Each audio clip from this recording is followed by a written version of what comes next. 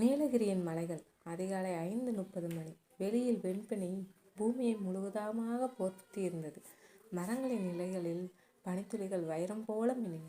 தொலைவில் ஒரு குயிலின் குரல் மட்டும் அந்த அமைதியை உடைத்தது. அந்த அழகான மலைநகரில் ஒரு சிறிய வாடகை வீட்டின் ஜன்னல் கண்ணாடியில் பனி ஒட்டியிருந்தது.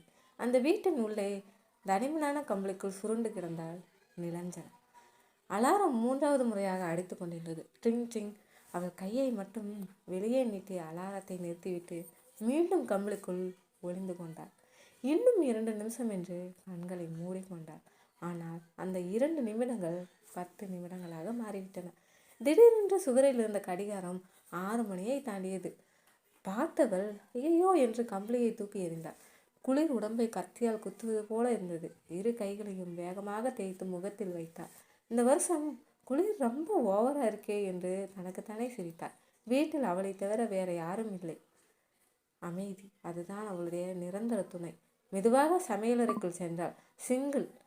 நேற்று இரவு கழுமாவில் வைத்திருந்த பாத்திரங்கள் குவிந்திருந்தன. அதை பார்த்தவள், நிலா, நீயும் திருந்தவே மாட்டே என்று தன்னைத்தானே திட்டிக் கொண்டாள்.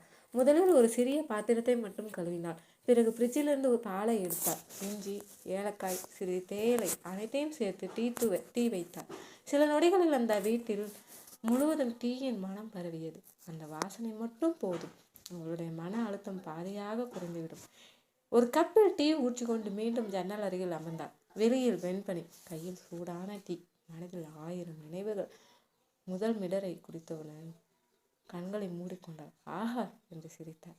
இந்த ஒரு டீக்காக தான் காலையில் எந்திருக்கணும்னு தோணுது என்று தனக்குத்தானே பேசிக்கொண்டாள். நிலாஞ்சனாவுக்கு வயது 26. சென்னையில் பிறந்தவள். ஆனால் இப்போது நீலகிரியில் இருக்கும் ஒரு தனியார் நிறுவனத்தில் கிராஃபிக் டிசைனராக வேலை பார்த்து கொண்டிருந்தாள். மாத சம்பளம் அதிகம் இல்லை. ஆனால் அமைதி கிடைத்தது. அதுவே அவளுக்கு பெரிய செல்வம். ஏன் தெரியுமா? ஏனென்றால் 2 வருடங்களுக்கு முன்பு அவளுடைய வாழ்க்கையில் நடந்த ஒரு சம்பவம் அவளை முற்றிலுமாக மாற்றியிருந்தது. அந்த சம்பவத்தை நினைக்கவே விரும்பவில்லை. அதனால்தான் அவள் எல்லோரிடமிருந்தும் விலகி இந்த மலை நகரத்துக்கு வந்திருந்தாள். டீ முடிந்ததும் வீட்டை சுத்தம் செய்தாள். பாத்திரங்கள் அனைத்தையும் கழுவினாள். துணிகளை மடித்தாள். கடிகாரத்தை பார்த்தாள். 7 மணி. இன்னும் அரை மணி நேரத்தில் கிளம்பணும் என்று சொல்லிக்கொண்டு குளிக்கச் சென்றாள். குளிர்ந்த தண்ணீரை பார்த்ததும் வேண்டாம் என்று ஹீட்டரை ஆன் செய்தாள். சூடான தண்ணீரில் குளித்ததும் உடம்பே புத்துணர்ச்சி பெற்றது. வெளியே வந்த நீல நிற ஸ்வெட்டர், கருப்பு ஜீன்ஸ், வெள்ளை ஷூ அணிந்தாள். கண்ணாடி முன் நின்று தலைமுடியை வாரிக்கொண்டாள். நல்லா தான் இருக்கேன் என்று சிறிய புன்னகை. அவள் அதிகமாக அலங்காரம் செய்வதில்லை. ஒரு சிறிய புள்ளி பொட்டு, அதுவே போதும்.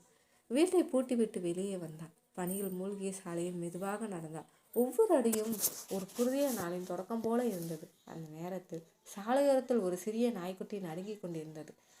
அதை பார்த்ததும் அவளுடைய மனம் உருகியது. ஐயோ என்று ஓடிப்போய் அதை தூக்கி கொண்டாள். அது மிகவும் குளிரால் நடுங்கியது. தன்னுடைய கழுத்தில் இருந்த மஃப்ளரை கழற்றி அந்த குட்டியை சுற்றினாள். இப்போ சரியா என்று கேட்டாள். அந்த குட்டி அவளுடைய முகத்தை நக்க ஆரம்பித்தது. அவள் சிரித்தாள். நன்றி சொல்றியா என்று கொஞ்சினாள். அந்த நேரத்தில் ஒரு ஆண் குரல் பின்னால் கேட்டது.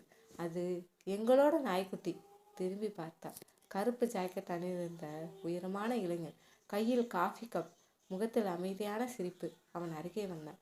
ரொம்ப தேங்க்ஸ், காலையில இருந்தே தேடிட்டு இருந்தோம் என்றான். பரவாயில்லை என்று மட்டும் சொல்லிவிட்டு குட்டியை அவனிடம் கொடுத்தான். நான் மாதவன் என்று கையை நீட்டினான். நிலாஞ்சனா ஒரு நொடி தயங்கினான். பிறகு நிலாஞ்சனா என்று கை குலுக்கினான். அந்த ஒரு நொடி இருவரின் பார்வையும் சந்தித்தது. ஏனோ இருவருக்குள்ளும் ஒரு சொல்ல முடியாத அமைதி உருவானது. ஆனால் அடுத்த நொடியே நிலாஞ்சனா கையை பின்வாங்கி நான் ஆஃபீஸுக்கு கிளம்பணும் என்று சொல்லிவிட்டு நடந்தாள். அவன் அப்படியே அவளை பார்த்து கொண்டே நின்றான். இந்த பெண்ணோட கண்களில் ஏதோ ஒரு பெரிய சோகம் இருக்கு என்று மனதுக்குள் நினைத்தான். அவளுக்கு தெரியாது என்று நடந்த ஒரு சாதாரண சந்திப்பு அவளுடைய வாழ்க்கையை தலைகீழாக மாற்றப் போகிறது என்று. ஆதவன் அங்கேயே நின்று கொண்டிருந்தான். நிலாஞ்சனா பனிமூட்டத்துக்குள் மெதுவாக மறைந்து போவதை அவன் அமைதியாக பார்த்து கொண்டே இருந்தான். ஏனோ இந்த பெண்ணோட முகம் மனசுல இருந்து போகவே மாட்டேங்குது என்று தனக்குத்தானே முணுமுணுத்தான். அதே நேரத்தில் அவனுடைய தங்கை யாழினி ஓடி வந்து, அண்ணா, குட்டி கிடைச்சதா என்று கேட்டான். கிடைச்சிருச்சு. இந்த அக்கா தான் காப்பாற்றி இருக்காங்க. அப்போ நன்றி சொல்லணுமே. சொல்லிட்டேன். ஆனால் அவங்களுக்கு அவசரம். நாய்க்குட்டியை தூக்கி கொண்டு இருவரும் வீட்டை நோக்கி நடந்தார்கள். மறுபக்கம் நிலாஞ்சனா வழக்கம்போல் பேருந்து நிறுத்தத்துக்கு சென்றாள். அங்கே ஏற்கனவே நிறைய பேர் நின்றிருந்தார்கள். குடியில் அனைவரும் கைகளை உரசிக்கொண்டே பேசி கொண்டிருந்தனர். பேருந்து வந்ததும் அனைவரும் ஏறினர். ஜன்னல் போற இருக்கையில் அமர்ந்தாள் நிலா. பேருந்து மெதுவாக மலைச்சாலையை கடந்து செல்ல ஆரம்பித்தது. வளைவு மேல் வளைவு. ஒரு பக்கம் ஆழமான பள்ளம், மறுபக்கம் பசுமையான தேயிலை தோட்டம். ஒவ்வொரு நாளும் இந்த காட்சியை பார்த்தாலும் அவளுக்கு சலிப்பே வராது. அலுவலகத்தை அடைந்ததும் குட் மார்னிங் நிலா என்று அனைவரும் சிரித்தபடி வரவேற்றனர். அந்த நிறுவனத்தில் 30 பேர் தான் வேலை பார்த்தனர். அதில் அவளுக்கு நெருக்கமான தோழி ஒருத்தி மட்டும். அவள் பெயர் ரேவதி. என்னடி முகம் ரொம்ப ஃப்ரெஷ்ஷாக இருக்கு. காலை டீ நல்லா இருந்துச்சு. உனக்கு டீயே உலகம் டி. அதுதான் உண்மை. இருவரும் சிரித்தனர். அந்த நேரத்தில் மேனேஜர் உள்ளே வந்தார். எல்லோரும் ஒரு நிமிஷம் அனைவரும் எழுந்து நின்றனர். அடுத்த மாதம் நம்ம கம்பெனிக்கு ஒரு பெரிய ரிசர்ச் ப்ராஜெக்ட் கிடைச்சிருக்கு. அதனால் வேலை கொஞ்சம் அதிகமாக இருக்கும். அனைவரும் தலையசைத்தனர். அந்த ப்ராஜெக்டுக்கு டிசைன் டீமை லீட் பண்ண போகிறது நிலாஞ்சனா. அவள் ஆச்சரியமாக பார்த்தாள். சார் நானா? ஆமாம், உன் வேலையில் எனக்கு முழு நம்பிக்கை இருக்குது. அலுவலகம் முழுக்க கைத்தட்டல் ஒலித்தது. ரேவதி அவளை கட்டிப்பிடித்தாள். கங்க்ராட்ஸ். நிலாவின் முகத்தில் சிறிய புன்னகை. ஆனால் அவளுடைய மனதில் ஒரு பயம். இந்த பொறுப்பை சரியாக செய்ய முடியுமா? மதிய நேரம் ரேவதியுடன் சேர்ந்து கேண்டீனில் அமர்ந்தாள். அப்போது ரேவதி கேட்டாள், நிலா, நீ எப்போவாவது கல்யாணம் பண்ணிக்கணும்னு யோசிச்சிருக்கியா? அந்த ஒரு கேள்வி அவளுடைய முகத்தில் இருந்த சிரிப்பை எடுத்து சென்றது. சில நொடிகள் அமைதி. இல்லை, ஏன் எனக்கு அந்த வாழ்க்கை வேண்டாம். அப்படி என்ன நடந்துச்சு? ஒன்றுமே இல்லை. அதற்கு மேல் பேசவில்லை. ரேவதிக்கும் புரிந்தது இந்த கேள்வியை இனிமேல் கேட்கக்கூடாது என்று. மாலை 6 மணி. வேலை முடிந்து வெளியே வந்தாள். வானம் கருமேகமாக இருந்தது. சிறிய தூறல் ஆரம்பித்தது. பேருந்து நிறுத்தத்தை நோக்கி நடந்தாள். அப்போது எக்ஸ்கியூஸ் மீ என்று ஒரு குரல். திரும்பி பார்த்தாள். காலையில் சந்தித்த அதே இளைஞன் ஆதவன். Hello hello. காலையில் சரியாக தேங்க்ஸ் சொல்ல முடியல. பரவாயில்லை, ஒரு காஃபி குடிக்கலாமா? நன்றி சொல்லணும். நிலா உடனே தலையை சேர்த்தாள். வேண்டாம். ஏன்? எனக்கு தெரியாதவங்க கூட வெளியே போகிற பழக்கம் இல்லை, அவ்வளவுதான். அவள் திரும்பி நடந்தாள். ஆதவன் அவளை தடுக்கவில்லை. சிரித்து கொண்டே நின்றான். பரவாயில்லை, ஒரு நாள் நண்பர்களாக பேசுவோம் என்று மனதில் நினைத்தான். பேருந்தில் ஏறிய நிலா ஜன்னல் வழியாக வெளியே பார்த்தாள். அதே நேரத்தில் ஆதவன் தனது காரில் இருந்து அவளை பார்த்து கொண்டிருந்தான். இருவருக்கும் தெரியவில்லை, விதி மீண்டும் மீண்டும் அவர்களை சந்திக்க வைக்க திட்டமிட்டு கொண்டிருந்தது. இரவு வீட்டுக்கு வந்தாள். சிறிது நேரம் புத்தகம் படித்தாள். பிறகு பழைய புகைப்படங்கள் இருந்த ஒரு பெட்டியை எடுத்தாள். அதில் ஒரு குடும்ப புகைப்படம். அப்பா, அம்மா, சின்ன வயது நிலா. அவளுடைய கண்கள் கலங்கின. அம்மா என்று மெதுவாக சொல்லிவிட்டு அந்த புகைப்படத்தை மார்போடு அணைத்தாள். அடுத்ததாக இருந்த ஒரு புகைப்படத்தை பார்த்தவுடன் அவளுடைய முகம் உடனே மாறியது. அந்த புகைப்படத்தை கோபமாக கிழித்தெறிந்தாள். இனிமேலும் உன் நினைவு எனக்கு வேண்டாம் என்று சொல்லிவிட்டு அழ ஆரம்பித்தாள். அந்த புகைப்படத்தில் இருந்தது யார்? ஏன் அந்த மனிதரை அவள் இவ்வளவு வெறுக்கிறாள்? 2 வருடங்களுக்கு முன்பு நடந்தது என்ன? அந்த ரகசியம் இன்னும் வெளிவரவில்லை. ஆனால் அதே நேரத்தில் ஆதவனின் வீட்டில் அவன் தனது அம்மாவிடம் சொன்னான். அம்மா, இன்று ஒரு பெண்ணை சந்தித்தேன். யாருப்பா? அவங்க பெயர் நிலாஞ்சனா. நண்பரா? ஆதவன் மெதுவாக சிரித்தான். இல்லைம்மா, இன்னும் அப்படி இல்லை. ஏனோ அவங்களோட வாழ்க்கையில் ஒரு பெரிய காயம் இருக்கு போல. அம்மா சிரித்தார். காயமுள்ள மனசுக்கு அன்பு கிடைச்சாதான் அது ஆறும். ஆதவன் அமைதியாக ஜன்னல் வழியாக பணியை பார்த்தான். அவனுக்கு தெரியாது, நிலாஞ்சனாவின் கடந்த காலம் அவனுடைய குடும்பத்தோடு தொடர்புடைய ஒரு அதிர்ச்சி உண்மையை மறைத்து வைத்திருக்கிறது. அடுத்த நாள் நீலகிரியின் அதிகாலை மீண்டும் வெண்பெளியில் மூழ்கியிருந்தது. வீட்டின் ஜன்னலை திறந்த நிலாஞ்சனா குளிர்ந்த காற்றை ஆழமாக சுவாசித்தாள். இன்னைக்கு நல்ல நாளாக இருக்கணும் என்று மனதுக்குள் வேண்டிக் கொண்டாள். சூடான டீயை குடித்துவிட்டு அலுவலகத்திற்கு புறப்பட்டார். அலுவலகத்தில் அனைவரும் புதிய ரிசார்ட் திட்டத்தை பற்றி விவாதித்து கொண்டிருந்தனர். மேனேஜர் வந்தார். நிலா, இந்த ப்ராஜெக்டோட கிளைண்ட் இன்னைக்கு வராங்க. எல்லா டிசைனும் ரெடியாக இருக்கணும். சரி சார். அவள் தனது வேலையில் முழு கவனத்தையும் செலுத்தினாள். ஒரு மணி நேரத்தில் அலுவலக வாசலில் ஒரு கருப்பு கார் வந்து நின்றது. அதிலிருந்து 3 இறங்கினார்கள். அவர்களில் ஒருவரை பார்த்தவுடன் நிலாவின் கையில் இருந்த கோப்பு கீழே விழுந்தது. அவன் ஆதவன். ஆதவனும் அவளை பார்த்து ஆச்சரியப்பட்டான். நீங்களா? மேனேஜர் சிரித்தபடி, நீங்கள் 2 பேருக்கு முன்னாடியே அறிமுகமா என்று கேட்டார். ஆதவன் சிரித்தான். சின்னதா. நிலா மட்டும் எந்த பதிலும் சொல்லவில்லை. மீட்டிங் ஆரம்பமானது. ஆதவன் தனது நிறுவனத்தின் சார்பாக பேச ஆரம்பித்தான். நாங்கள் இயற்கையை பாதிக்காத மாதிரி ரிசார்ட் கட்டணும். அதனால் எல்லா டிசைனும் சுற்றுச்சூழலுக்கு ஏற்ற மாதிரி இருக்கணும். அவன் பேசும் விதத்தை பார்த்த நிலா அவனை பற்றி தவறாக நினைத்து விட்டோமோ என்று ஒரு நொடி யோசித்தாள். மீட்டிங் முடிந்ததும் ஆதவன் அவளிடம் வந்தான். ஹாய், ஹலோ, இப்போ தெரிஞ்சிடுச்சு. நாம் சேர்ந்து வேலை பார்க்க போகிறோம். அது வேலை, அதுக்கு மேலே எதுவும் இல்லை என்று சொல்லிவிட்டு அவள் நடந்தாள்.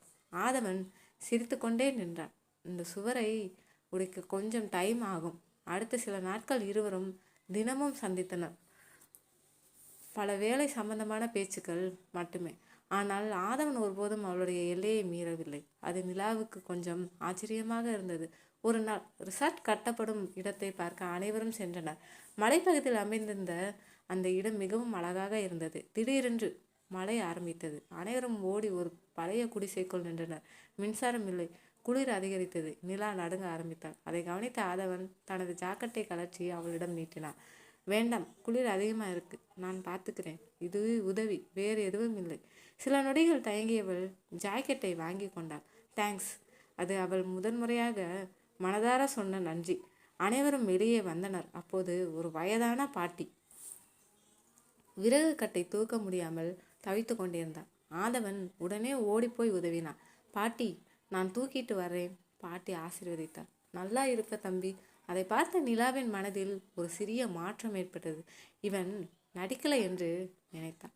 மாலை அனைவரும் திரும்பி கொண்டிருந்தனர். வழியில் ஒரு சிறிய தேநீர் கடை. 5 நிமிஷம் பிரேக் என்று மேனேஜர் சொன்னார். அனைவரும் டீ குடிக்க அமர்ந்தனர். நிலா தனியாக நின்றிருந்தாள்.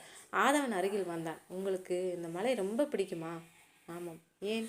இங்கே அமைதி இருக்கு. சென்னையில் இல்லையா?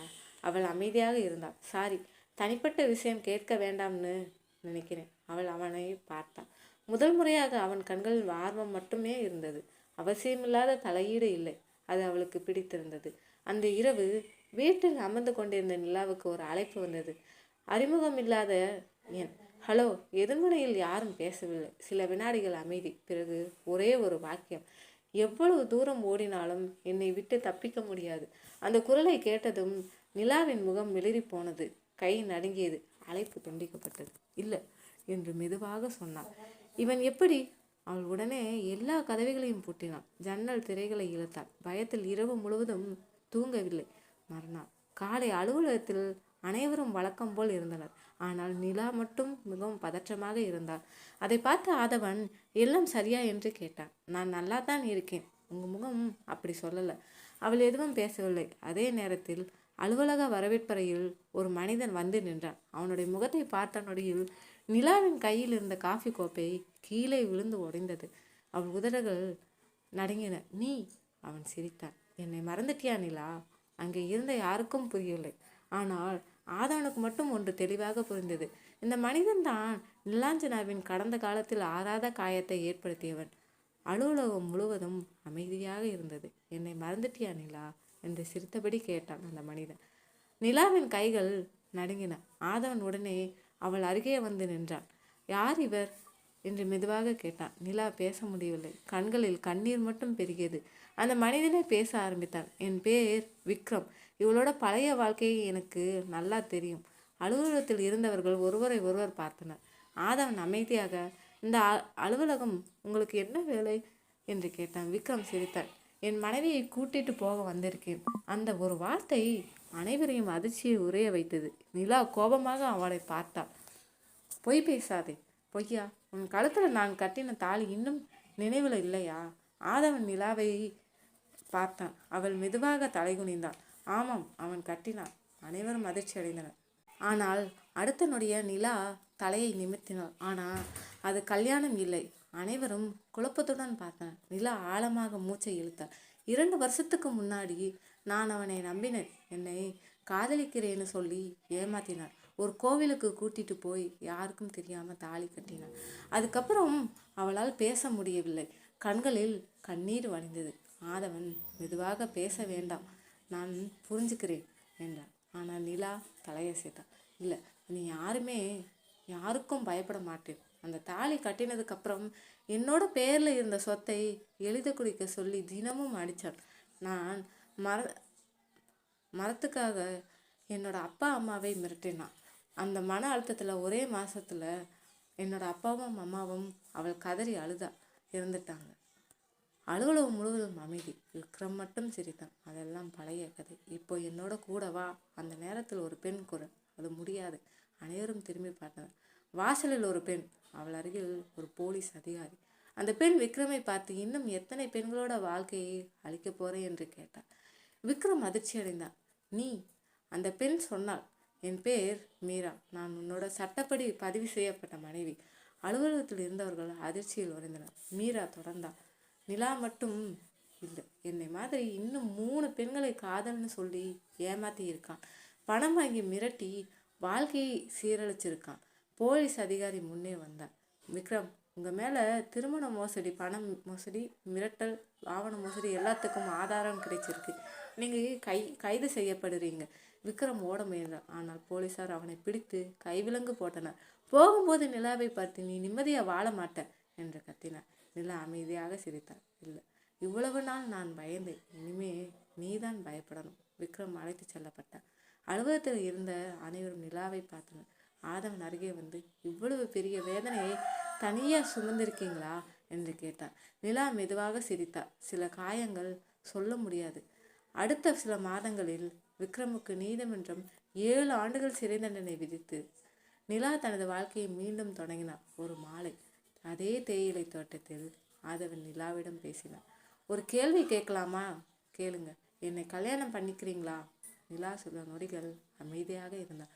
பிறகு மெதுவாக சொன்னார், எனக்கு இன்னும் காதல் மேலே பயம் இருக்கு. ஆதவன் சிரித்தார். நான் பதில் இப்போவே எதிர்பார்க்கல.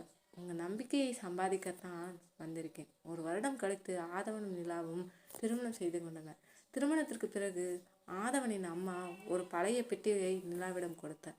இது உங்கள் அப்பா இறப்பதுக்கு முன்னாடி என்கிட்ட கொடுத்தது. நிலா ஆச்சரியத்துடன் அதை திறந்தாள். அதில் ஒரு கடிதம். அவள் படிக்க ஆரம்பித்தாள். நிலா, ஒரு நாள் இந்த கடிதம் உன் கையில் கிடைத்தா ஒரு உண்மையை தெரிஞ்சுக்கோ.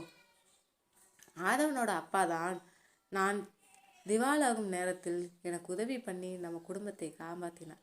அவரோட குடும்பம் இப்போது நல்லா மனசுக்காரங்க. ஒரு நாள் விதி உன்னை அந்த குடும்பத்தோடு சேர்த்தா அது என் ஆசை நிறைவேற மாதிரி. கடிதத்தை படித்தவுடன் நிலாவின் கண்களில் கண்ணீர் வழிந்தது. அவள் மெதுவாக ஆதவனை பார்த்தாள். நம்ம சந்திப்பு சாதாரணம் இல்லை. ஆதவன் சிரித்தான். சில உறவுகளை விதியே எழுதும். இருவரும் கைகளை பற்றி கொண்டு வெண்பனி போர்த்திய மலைகளை நோக்கி நடந்தனர். மறக்காம சேனலை சப்ஸ்கிரைப் செய்து லைக் செய்யுங்கள், ஷேர் செய்யுங்கள்.